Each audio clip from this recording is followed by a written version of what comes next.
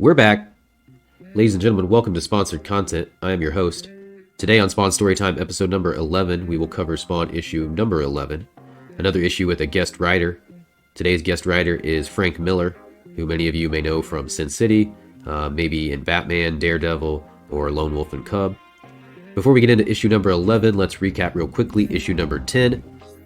In issue number 10, Cerebus the Aardvark meets Spawn, takes him on a journey through Cerebus's world. Along this journey, we encounter several men who are the creators of famous comic book characters, and they have made a deal with their own devils. They are bound, and their creative freedoms are stripped. Their characters are now property of these big-ass companies who have their own separate agenda. And anyway, it's just kind of a commentary on the comic industry as a whole, a bit of a parable, a bit of a FU to the giants of the industry, courtesy of Dave Sim and Todd McFarlane.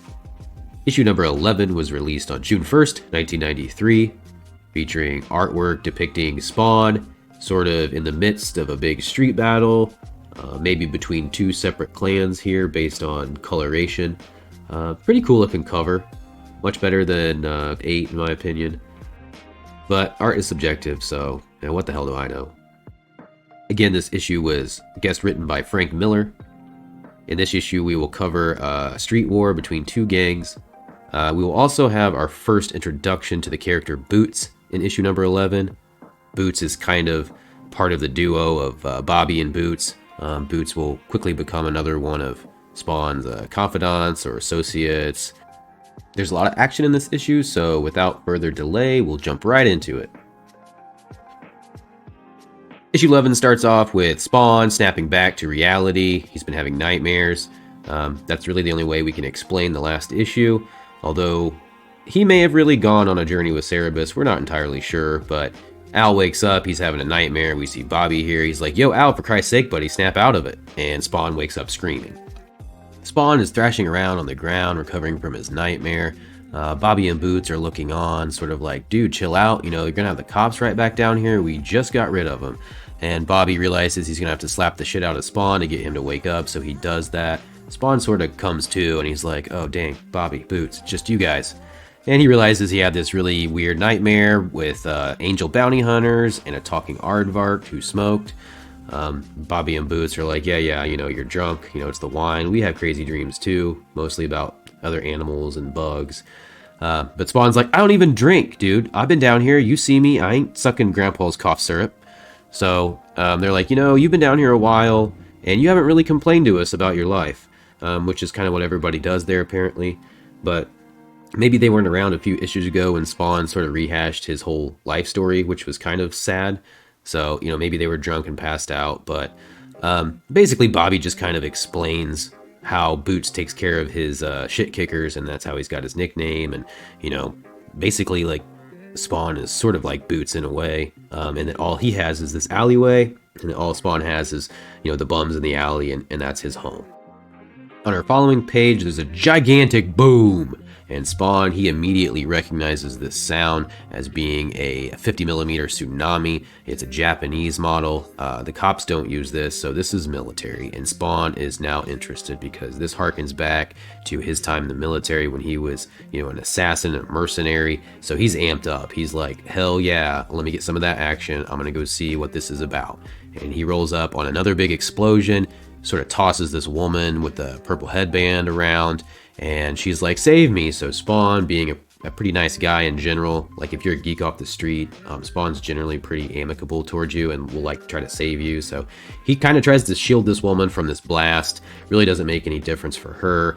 We see that she has turned into the lumpy spaghetti sauce, but Spawn is probably okay, but she is toast. Bobby says, "You son of a bitch, you killed my pal. Like, obviously you're gonna face some fucking repercussions for this." And he's like, "I'll kill you too, you drunk old turd." And then Spawn arises and he's like, "Me too. I got a bad case and it's your fault." And Bobby's like, "Holy shit." And this fella here named Boomer, we can see from his do-rag, Boomer is like, "This cannot be happening. This gentleman has a giant ass gaping hole in his chest. He should probably be laying down on the ground."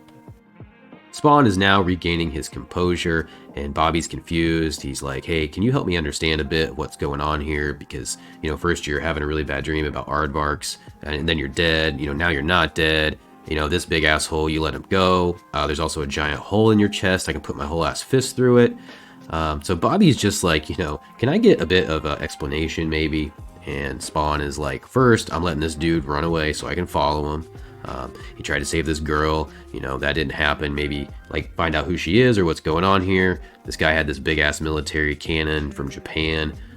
So we probably should look into that because he's starting to feel like his home here in the alleyways may be threatened by whatever's occurring here. So we see yet again the big ass fire hand. He has got to repair his chest, which he does. And Bobby, still flabbergasted now, kind of kneeling on the ground. He's like, you're pretty strange, Al. Pretty strange, pretty cool, pretty unique, kind of scary. And then we see Spawn leap off into the night with his chains and the full moon, submachine gun, looking like he means business. Spawn continues to follow Boomer back to his headquarters, and Spawn learns that essentially what he is witnessing is a street war between some gangs, one gang called the Creeps, one gang called the Nerds. But Boomer goes back to his HQ to report something really weird, that he had killed the creep chick, but he had encountered Spawn. He blasted a hole right through his chest, and Spawn got back up. So Boomer's boss is a little skeptical of this. He thinks Boomer's on drugs. They're not allowed to take drugs. That's one of the tenets of their organization. So anyway, we see down inside their HQ, big ass Byron. Byron is a cyborg enforcer for the Nerd Gang. He is big, he is mean, and he is dumb. He's got Boomer picked up here while their leader is reiterating that they stay clean, they don't do drugs, they don't sell drugs. Their primary focus is to eat junk food and steal electronic equipment, and then they also murder creeps. But that's kind of what they do. And Byron's got Boomer picked up here, and Spawn is kind of taking this all in, realizing that his home is caught in the middle of a turf war. Byron brings Boomer down closer to their sort of jerk-off, bowl haircutted, futuristic, power line looking leader. And he wants to yell at him some more. He's like, basically, I don't believe you. I think you're doing drugs or you're up to no good. The leader disagrees that they should, eschew this alleyway. And he says that it's very crucial to their turf war, and they're in a battle over this turf, so obviously that's going to continue. The leader forces Boomer to repeat after him, in which case Byron accidentally just smashes his head. Spawn says, okay, great, a turf war, in my home, not the best. He's a little handicapped because he just used a bunch of power to fix that giant hole in his chest, and they have a ton of guns down there, so he's really not in a position to jump down there and start whooping ass.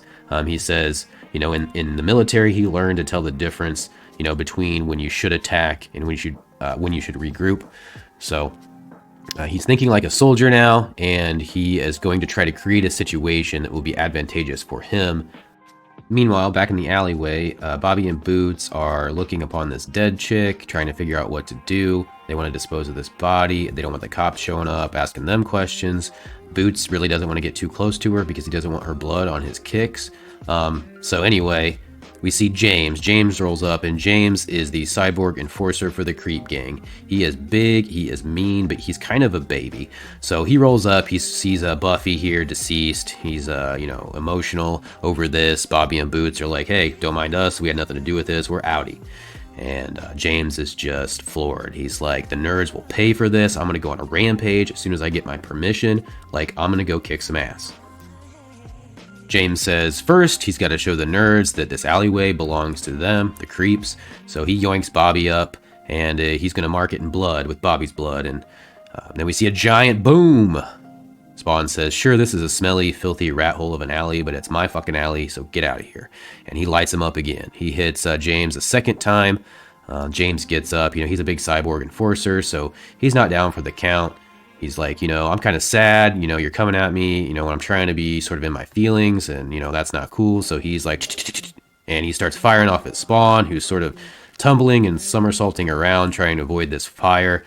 Spawn is like, that's right, I need to create this situation. I can't just be in the middle of all this warfare. So he summons some more of his hellborn power. Spawn whips himself into a frenzy. with the goal of creating a sort of a psychological warfare moment. So he gets everybody's attention, and he's like, the battle will be fought here, the war will end here, all you motherfuckers are gonna die here, like, come back and meet your demise. And these guys are like, all right, we should probably get back and tell the other guys. James, he's really upset over Buffy, and he just doesn't think this is fair. He's sad, and he wanted to whip some ass, and he can't really do that, so he's bummed.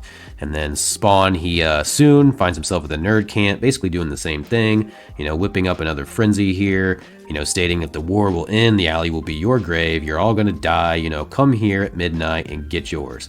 So he's got everybody sort of fired up at one another. He knows that the situation has now been created, and he can kind of just camp out, eat some popcorn, and watch the nerds and the creeps battle it out.